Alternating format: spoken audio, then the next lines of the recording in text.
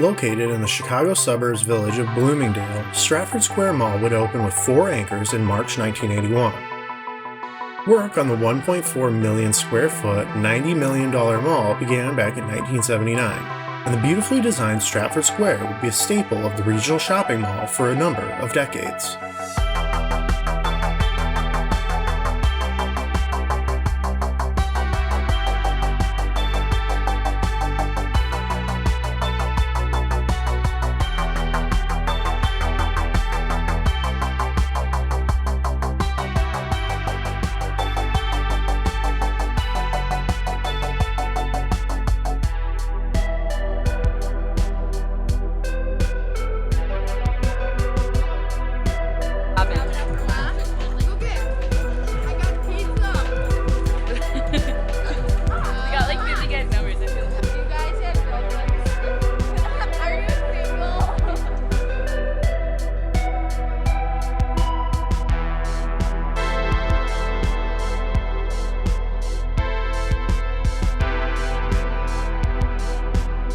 A mall in northwest suburban Bloomingdale will soon shut its doors and be demolished. Stratford Square Mall opened more than 4 decades ago, but it's been on the decline for years. On Sunday, April 21st at 6 p.m., it will close to the public for good. The village of Bloomingdale has been buying pieces of the mall for years and purchased the last part earlier this year. Officials plan to demolish the mall and replace it with a major new mixed-use development.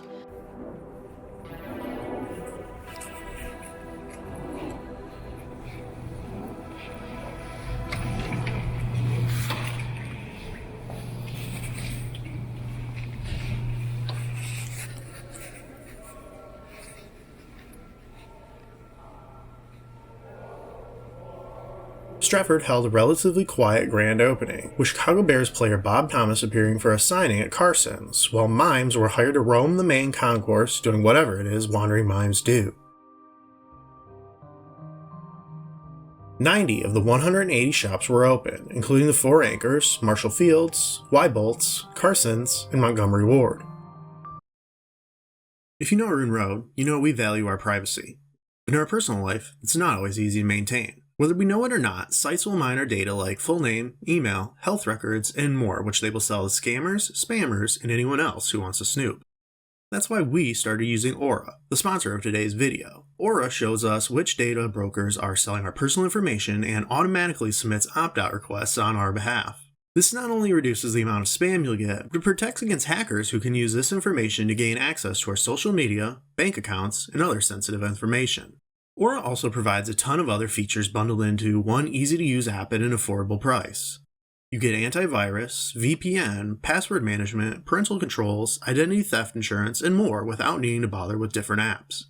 We all have one or more of these tools already, but not having Aura is like locking the front door and leaving the back door wide open. And if you're a regular viewer, you'll know how often that happens. Like 24-hour security, motion sensors, and guard dogs, Aura is always on, doing the hard work of keeping my info safe so I can focus on other tasks with peace of mind.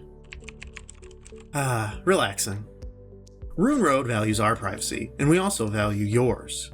Go to aura.com/ruinroad to start a free 2-week trial, also linked below in the description.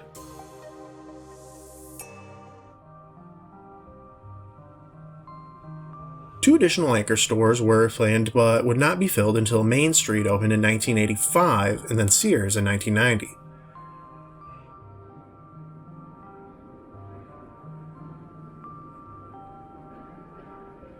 Stratford has been called the unluckiest mall in the area, and that bad luck would first begin in 1982 when the wife of former Cubs pitcher Milt Pappas was last seen in the mall before going missing.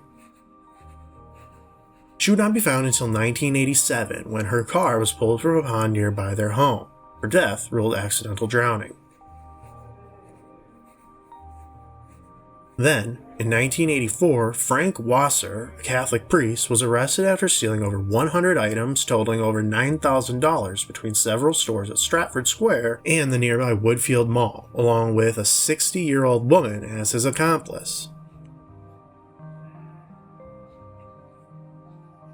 Around this time is when the Stratford Striders, a mall walking organization sponsored by Central DuPage Hospital, was formed, having around 150 regulars by the late 80s. In 1990, while a truck was making delivery to the Marshall Fields, a 220-gallon drum of acid fell and almost half of the liquid spilled into the sewer system, which carried the fumes into the anchor, requiring 22 people to go to the hospital after they inhaled the noxious fumes.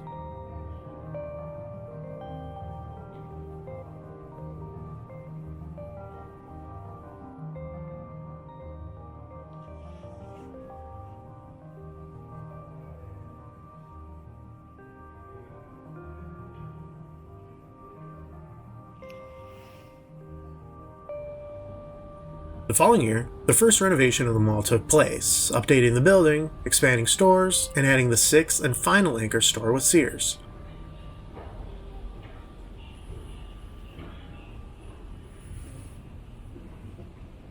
In 1992, presidential First Lady Barbara Bush dropped into Stratford Square for an appearance and to encourage recession-weary shoppers to spend those hard-earned dollars.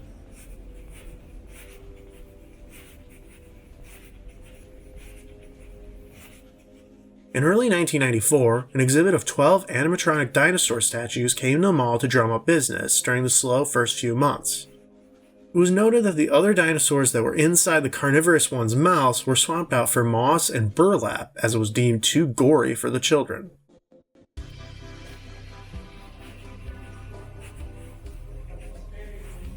The second renovation of the mall took place in 1999 when $8 million was spent retiling the entire mall, replacing the elevator, adding more escalators, and sadly removing the two-story fountain, which had gotten too costly to repair and instead was replaced with a small circular fountain that had an interactive dancing center sculpture that would eventually be removed as well.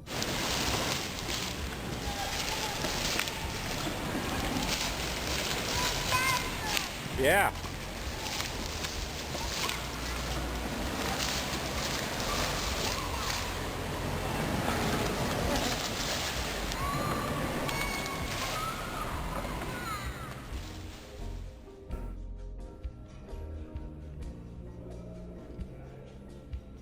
In 2011, the fountain would be totally removed and replaced with a carousel, but by the time of our visit, that too had been removed.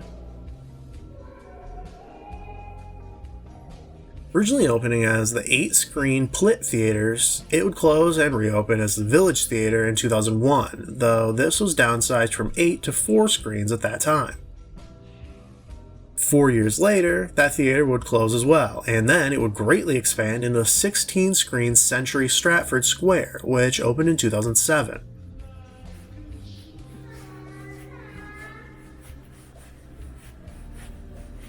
Back in 2005, the original owners had sold Stratford Square Mall for just over $93 million, at which time it was noted as having 90% occupancy rates.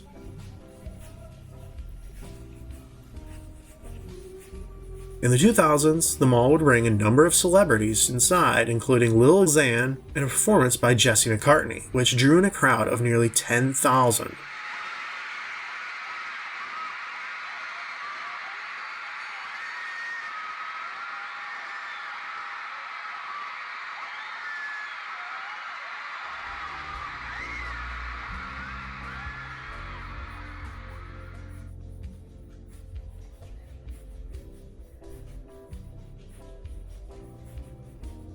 In 2009, Olympic gold medalist and Dancing with the Stars winner Shawn Johnson appeared, while NFL player Dan Hampton came to the mall with Santa, and American Idol singer Michael Johns appeared later that holiday season. But the mall was still dying, with JCPenney's closing in 2014 and followed by more anchors and tenants, unable to compete with the much larger Woodfield Mall. In 2018, the former Macy's anchor was demolished and a 24-hour Woodman's Food Market was put in its place, without an interior concourse entrance.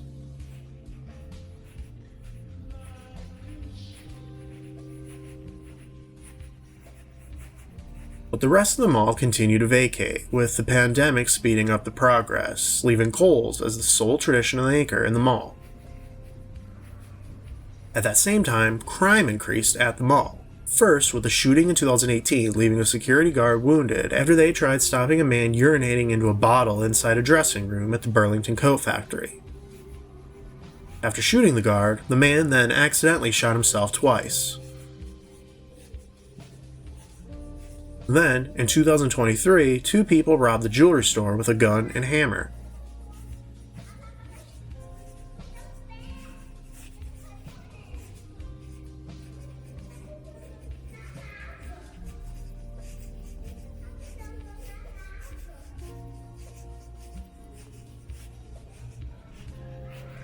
The largely vacant mall drew the attention of Hollywood, and the shows Righteous Gemstones, Somebody Somewhere, and Chicago Fire all filmed inside this mall. But the village of Bloomingdale was not happy with its slow death, and like the nearby village of West Dundee did with Spring Hill Mall, they purchased the building and vacant acres for around $12 million, giving the tenants until April 21st to vacate.